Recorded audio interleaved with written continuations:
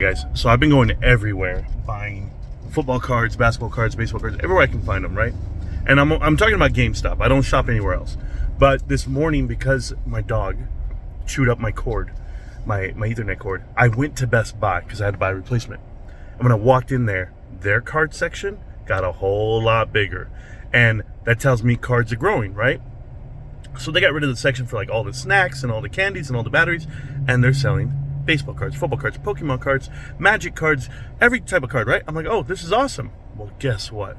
Then I went back to GameStop and I bought more because, you know, it's my vacation. I'm celebrating, guys. Here we go. I bought two more boxes of the score. I'll open them up tonight on the live. But I asked the employees, I said, are you guys aware that PSA and GameStop partnered up and you're allowed to bring in your cards and get them graded? And they're like, we haven't done it yet. I already told you guys, I'm going to go through my boxes and I'm going to make sure I turn them in. Now, people know about this partnership between PSA and GameStop, and the benefits of it, just to like throw it out there, are going to be the idea that the cards, to get them graded, if they're like Pokemon cards and those Magic cards and Yu-Gi-Oh cards and all the rest of them, right? The Disney cards, they're $14.99 to get them graded. If you have a pro membership, there's no shipping. It's free. There's a $5 flat fee if you don't. And then if you're going to do baseball cards, football cards, basketball cards, the whole deal, those are $20 each, $19.99. So the rate is better than the website of PSA Direct. If you go to PSA Direct, you have to pay $150 for the annual subscription, like the membership fee, and then there's a minimum of how many cards you send out. So PSA makes a pretty penny off of certain people sending out cards. I get that. But this is for like the common man. This is for like the everyday man, like you and I. We want to get a card graded. We have some cards that we held on to for the last 30 years. Go to GameStop, turn them in, trade them in. And after watching all the videos, I watched Carter's Corner Pocket live stream, and he showed a video that was pretty informative where they tell you the employees themselves never touch the cards. The whole thing is they're helping you submit them. They keep track of your shipment. They do all this, but you will have total access and total information as far as what you're shipping.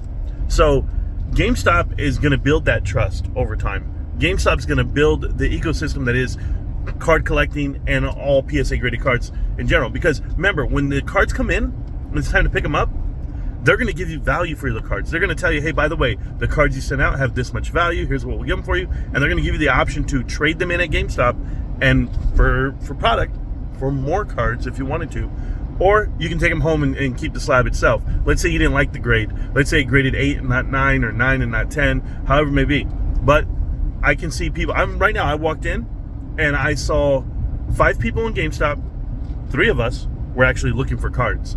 The other 2 were buying video games. So I like the direction that GameStop's going. Yes, they still sell video games. They still sell components and consoles. That's great. But the card industry is $100 billion market cap, addressable market cap. GameStop only needs 1% of that whole industry, guys.